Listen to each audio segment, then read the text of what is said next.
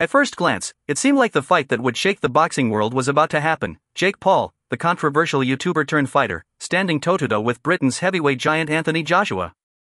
Fans were buzzing, the media was circling, and negotiations were nearly complete. But suddenly, the fight was gone, vanished from the headlines as if it never existed. What happened behind closed doors that forced this matchup to collapse before it even began? Why did Jake Paul abandon the chance of a lifetime to face a two-time world champion? The truth is darker and more complicated than it looks. Reports suggest Joshua's camp was ready to sign on the dotted line, but there was a catch, a twist that Jake Paul may not have been ready for. And now, instead of Joshua, Paul's attention has shifted to an entirely different opponent, none other than Gervonta "Tank" Davis. So buckle up, because this story isn't just about a cancelled fight. It's about ego, ambition, and the thin line between show business and the brutal reality of professional boxing. If you're as stunned as I am, hit that subscribe button so you don't miss the next knockout story waiting around the corner. From the very beginning of Jake Paul's boxing journey, the story was never ordinary. Here was a social media celebrity, a man who had risen from the chaotic world of YouTube pranks and viral stunts, suddenly stepping through the ropes of a boxing ring. Many laughed, many scoffed, and many dismissed him as just another publicity act. But Jake Paul understood something few entertainers truly grasp: controversy creates attention, and attention brings money.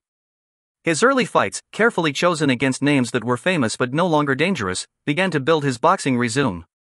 Nate Robinson, Tyron Woodley, Anderson Silva, each fight was crafted as a spectacle. And though critics mocked the quality of his opponents, the pay-per-view numbers told another story. Jake Paul was selling fights, and in boxing, that's often more powerful than talent alone. But the hunger for legitimacy grew. Paul wasn't satisfied with being labeled a sideshow. He wanted respect, recognition, the kind of credibility only earned by fighting real boxers. And that is where the name Anthony Joshua first entered the conversation. For Paul, calling out Joshua was the ultimate way to shock the world. Joshua was no washed-up star, no crossover athlete. He was a two-time heavyweight champion of the world, a man who had headlined stadiums and carried the hopes of British boxing on his shoulders. The very idea of Jake Paul stepping into the ring with someone of Joshua's caliber was absurd to many, yet it was precisely that absurdity that made people pay attention. Negotiations began quietly, and soon word leaked that discussions were more than just talk. Eddie Hearn, Joshua's promoter, admitted that the fight was close to reality. He explained that the camps were looking at possible dates, that money was being discussed, and that both sides seemed interested. But Hearn, a man who has seen the circus of boxing for decades, made a firm distinction. This would not be a friendly exhibition or a gimmick. Anthony Joshua, he declared, would treat Jake Paul the same way he treated any opponent who stepped into the ring against him. He would prepare with the same intensity, the same fire, the same desire to destroy. If we take this fight, Hearn said, it's a real fight. We're not going in there as an exhibition or a YouTube match. AJ's going to prepare like he's fighting a world champion, and he's going to go in and he's going to demolish him. For fans of traditional boxing, this was electrifying. Imagine the spectacle, a YouTube celebrity against a legitimate heavyweight star, not in a circus exhibition but in a real professional contest. The hype would have been unimaginable, the financial rewards enormous. Yet beneath the surface, a darker reality was brewing.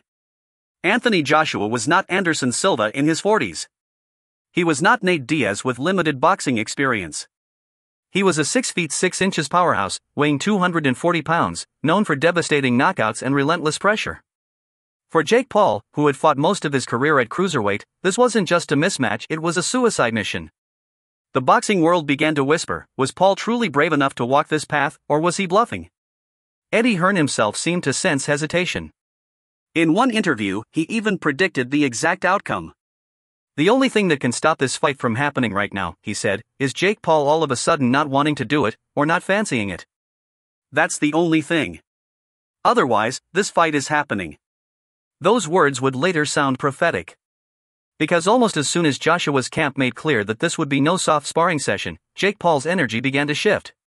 His public callouts of Joshua grew quieter. His social media posts, once filled with bravado, turned toward other names. Then came the sudden bombshell: Jake Paul was not fighting Anthony Joshua. Instead, reports confirmed he was lining up a match with Gervonta "Tank" Davis. For many, this was the ultimate twist. Davis, while a dangerous and accomplished fighter, competed in a much lower weight division. He was closer to Paul's natural size, and although a massive star in his own right, the physical danger wasn't as overwhelming as facing Joshua. The reaction online was brutal. Memes flooded Twitter and Instagram, portraying Jake Paul running away from Joshua's towering frame. Fans accused him of cowardice, saying he had finally met a challenge he couldn't spin into a marketing victory. One viral comment read, "Jake Paul wanted respect until he realized respect comes with consequences." Boxing analysts weighed in too. Some defended Paul, noting that the size difference between him and Joshua made the fight almost ridiculous.